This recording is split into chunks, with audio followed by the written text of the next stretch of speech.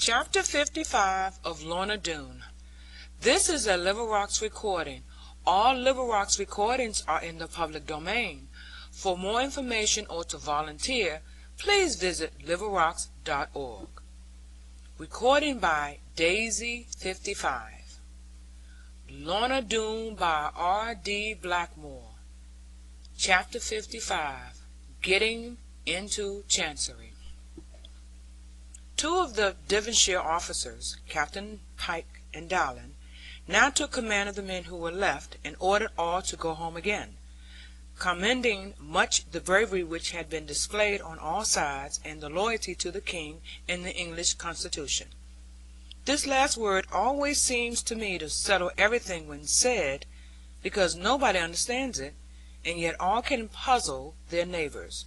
So the Devonshire men, having beans to sow, which they ought to have done on Good Friday, went home, and our Somerset friends only stayed for 2 days more to backbite them. To me the whole thing was purely grievous, not from any sense of defeat, though that was bad enough, but from the pain and anguish caused by death and wounds and mourning. Surely we have woes enough, I used to think of an evening, when the poor fellows could not sleep or rest, or let others rest around them. Surely all this smells of wounds is not incense men should pay to the God who made them. Death, when it comes and is done with, may be a bliss to any one, but the doubt of life or death, when a man lies, as it were, like a trunk upon a saw-pit, and a grisly head looks up at him, and the groans of pain are cleaving him, this would be beyond all bearing. But for nature's sapped, sweet hope. Jeremy Stickles lay and tossed, and thrust up his feet in agony, and bit with his lipless mouth the clothes, and was proud to see blood upon them. He looked at us ever so many times, as much as to say, "Fools, let me die, then I shall have some comfort." But we nodded at him sagely, especially the woman, trying to convey to him on no account to die yet.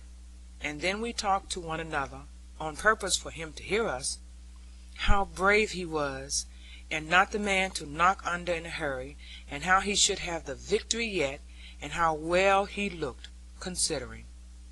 These things cheered him a little now, and a little more next time, and every time we went on so, he took it with less impatience.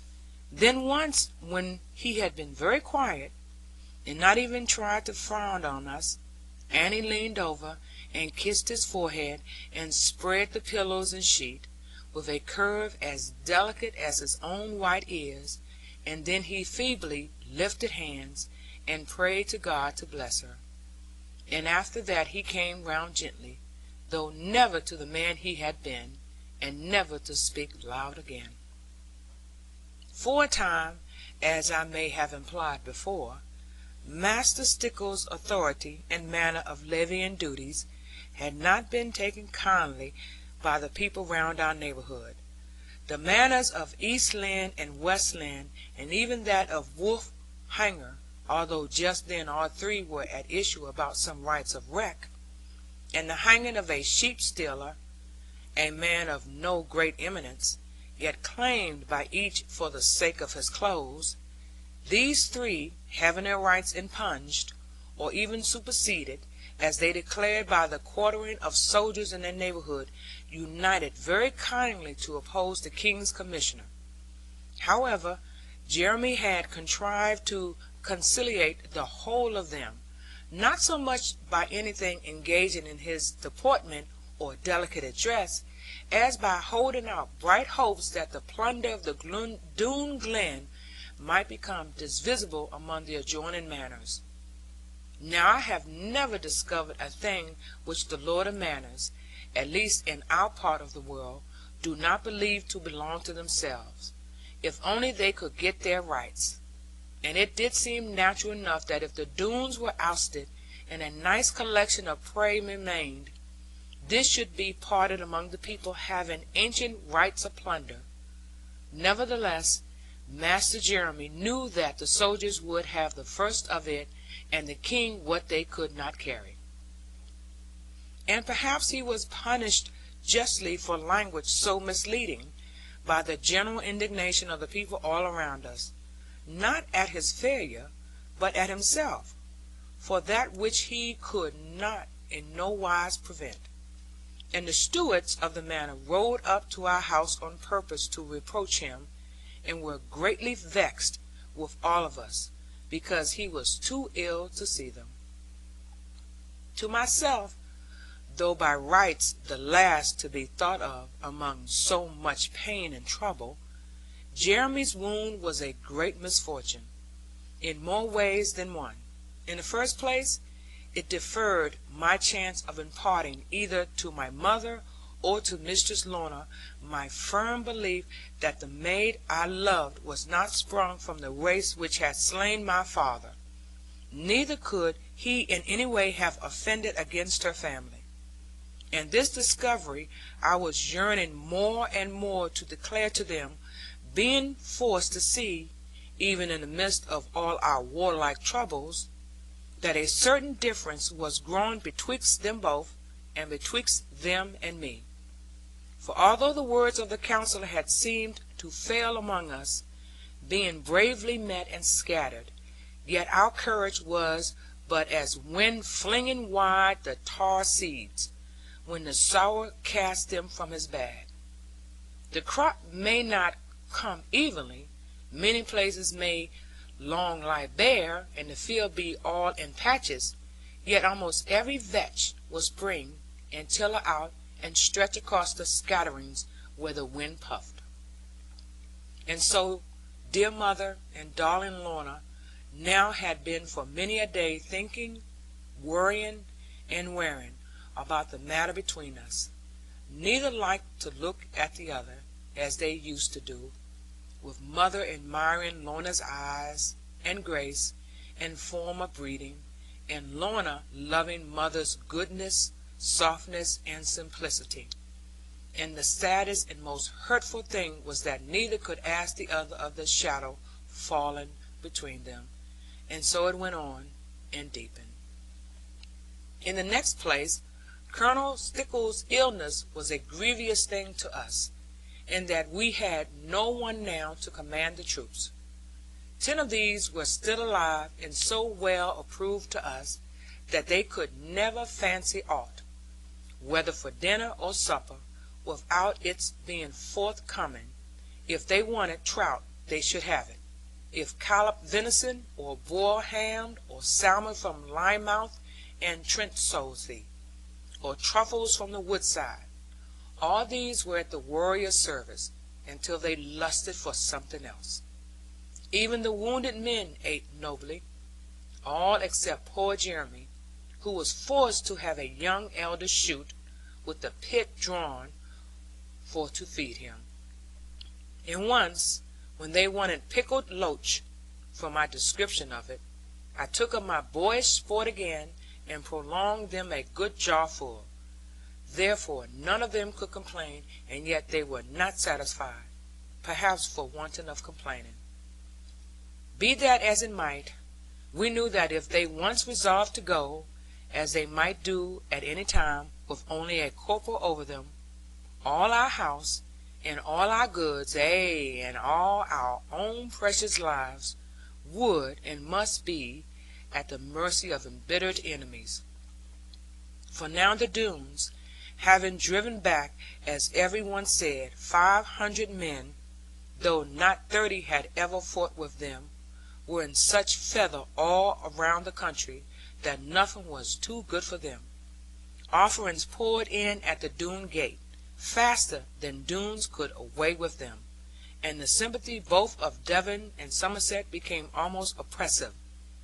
And perhaps this wealth of congratulation and mutual good feeling between plundered and victim saved us from any piece of spite, kindliness having won the day, and every one loving every one. But yet another case arose, and this the strongest one of all, to prove the need of Stickles' aid and calamity of his illness. And this came to our knowledge first, without much time to think of it, for 2 men appeared at our gate one day, stripped to their shirts, and void of horses, and looking very sorrowful. Now having some fear of attack from the Doones, and scarce knowing what their tricks might be, we received these strangers cautiously, desiring to know who they were before we let them see all our premises. However, it soon became plain to us that although they might not be honest fellows, at any rate they were not Doones, and so we took them in, and fed, and left them to tell their business, and this they were glad enough to do, as men who have been maltreated almost always are, and it was not for us to contradict them, lest our victuals should go amiss. These 2 very worthy fellows, nay, more than that by their own account, being downright martyrs, were come, for the public benefit, from the court of Chancery, sitting for everybody's good, and boldly redressing evil. This court has a power of scent unknown to the common law practitioners, and slowly yet surely tracks its game, even as the great lumbering dogs, now introduced from Spain, and called by some pointers, differ from the swift gaze hound, who sees his prey and runs him down in the manner of the common lawyers. If a man's ill fate should drive him to make a choice between these 2, let him rather be chased by the hounds of law, than tracked by the dogs of equity. Now, as it fell in a very black day, for all except the lawyers, His Majesty's Court of Chancery, if that be what it called himself, gained scent of poor Lorna's life, and of all that might be made of it, whether through that brave young lord who ran into such peril, or through any of his friends, or whether through that deep old counsellor, whose game none might penetrate, or through any disclosure of the Italian woman, or even of Jeremy himself, none just now could tell us. Only this truth was too clear. Chancery had heard of Lorna, and then had seen how rich she was, and never delaying in one thing, had opened mouth and swallowed her. The Doones, with a share of that dry humour which was in them hereditary, had welcomed the 2 apparitors, if be the proper name for them, and led them kindly down the valley, and told them then to serve their writ. Misliking the look of things, these poor men began to fumble among their clothes, upon which the Doones cried, "Off with them! Let us see if your message is he on your skins." And with no more manners than that, they stripped and lashed them out of the valley, only bidding them come to us, if they wanted Lorna Doone, and to us they came accordingly. Neither were they sure at first but that we should treat them so, for they had no knowledge of the west country, and thought it quite a godless place, wherein no writ was holy. We, however, confronted and cheered them so considerably, that, in gratitude, they showed their wits, to which they had struck like leeches.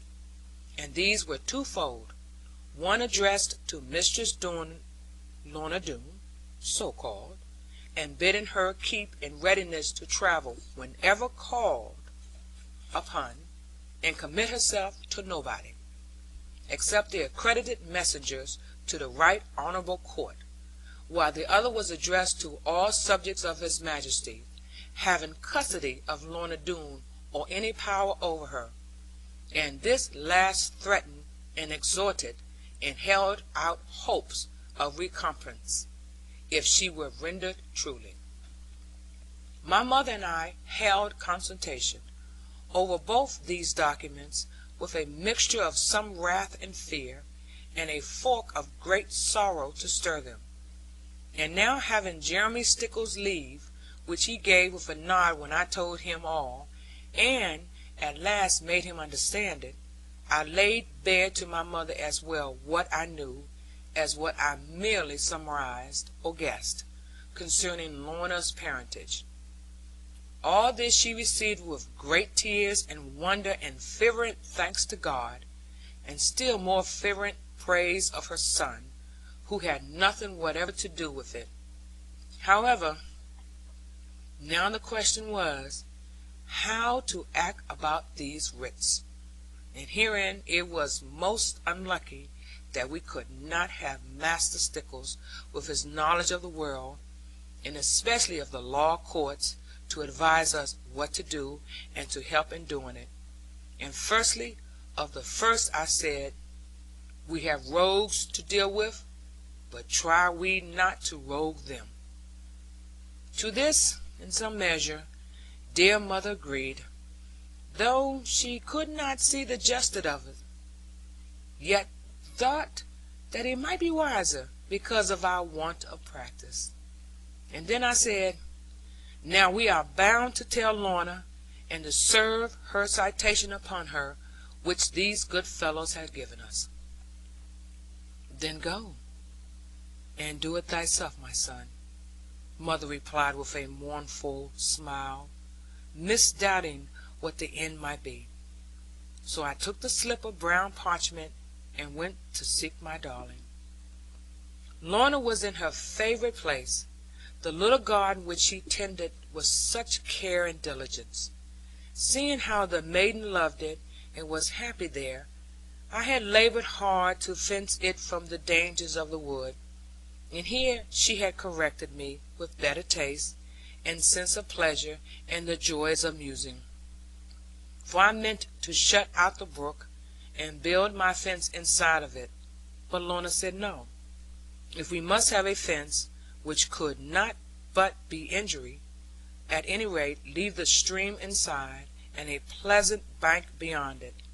And soon I perceived that she was right, though not so much as afterwards, for the fairest of all things in a garden, and in summer time most useful, is a brook of crystal water, wherein a man may come and meditate, and the flowers may lean and see themselves, and the rays of the sun are purified. Now partly with her own white hands, and partly with Guinea's red ones, Lorna had made of this sunny spot a haven of beauty to dwell in. It was not only that colours lay in the harmony we would seek of them, neither was it the height of plants sloping to one another, nor even the delicate tone of foliage following suit and neighbouring.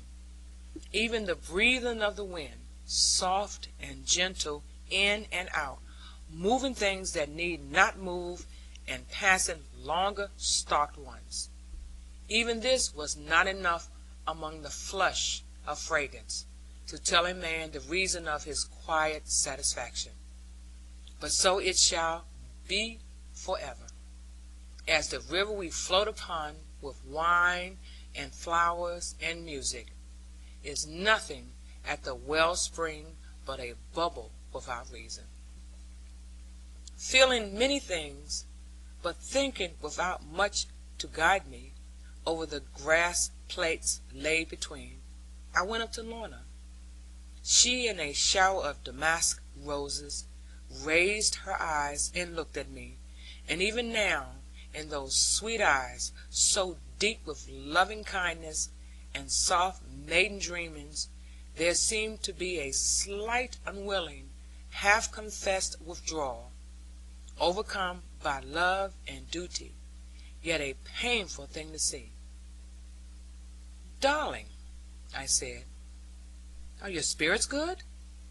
Are you strong enough to-day to bear a tale of cruel sorrow, but which perhaps, when your tears are shed, will leave you all the happier?" "What can you mean?" she answered, trembling, not having been very strong of late, and now surprised at my manner. "Are you come to give me up, John?" "Not very likely," I replied. "Neither do I hope such a thing would leave you all the happier. Oh, Lorna, if you can think that so quickly, as you seem to have done, Now you have every prospect and strong temptation to it. You are far, far above me in the world, and I have no right to claim you.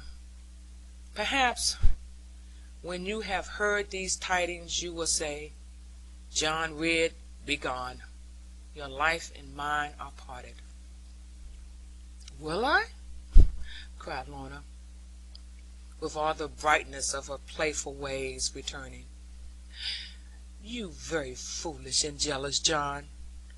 How shall I punish you for this? Am I to forsake every flower I have, and not even know that the world goes round, while I look up to you the whole day long, and say, John, I love, love, love you? During these words she leaned upon me, half in gay imitation of what I had so often made her do, and half in deep of earnestness, as the thrice repeated word grew stronger and grew warmer with and to her heart, and as she looked up at the finishing, saying, you, so musically, I was much inclined to clasp her round, but remembering who she was, forbore, at which she seemed to surprise me. Mistress Lorna, I replied, with I know not what temptation, making little of her caresses, though more than all my heart to me. Mistress Lorna, you must keep your rank and proper dignity. You must never look at me with anything but pity now. I shall look at you with pity, John? Said Lorna, trying to laugh it off, yet not knowing what to make of it. If you talk any more of this nonsense, knowing me as you ought to do, I shall even begin to think that you and your friends are weary of me, and of so long supporting me, and are only seeking cause to send me back to my old misery. If it be so, I will go. My life matters little to anyone. Here the great bright tears arose, but the maiden was too proud to sob. Sweetest of all sweet loves, I cried, for the sign of a tear defeated me. What possibility could make me ever give up Lorna? Dearest of all dears, she answered, if you dearly love me, what possibility could ever make me give you up, dear? Upon that there was no more forbearing, but I kissed and clasped her. Whether she were a countess or whether Queen of England, mine she was, at last in heart, and mine she should be wholly. And she being of the same opinion, nothing was said between us. Now, Lorna, said I, as she hung on my arm, willing to trust me anywhere, come to your little plant house and hear my moving story. No story can move me much, dear, she answered rather faintly, for any excitement stayed with her. Since I know your strength of kindness, scarcely any tale can move me, unless it be of yourself, love, or of my poor mother. It is of your poor mother, darling. Can you bear to hear it? And yet I wondered why she did not say as much as of her father. Yes, I can bear anything. But although I cannot see her, and have long forgotten, I could not bear to hear ill of her. There is no ill to hear, sweet child, except of evil done to her. Lorna, you are of an ill-starred race, better than Better that than a wicked race, she answered, with her usual quickness, leaping at conclusions. Tell me I am not a Doone, and I will, but I cannot love you more. You are not a Doone, my Lorna, for that, at least, I can answer, though I know not what your name is. And my father? Your father? What I mean is, your father and mine never met one another. Your father was killed by an accident in the Pyrenees mountains, and your mother by the Doones, or at least they caused her death, and carried you away from her. All this, coming as in one breath upon the sensitive maiden, was more than she could bear all at once, as any but a fool like me must of course have known.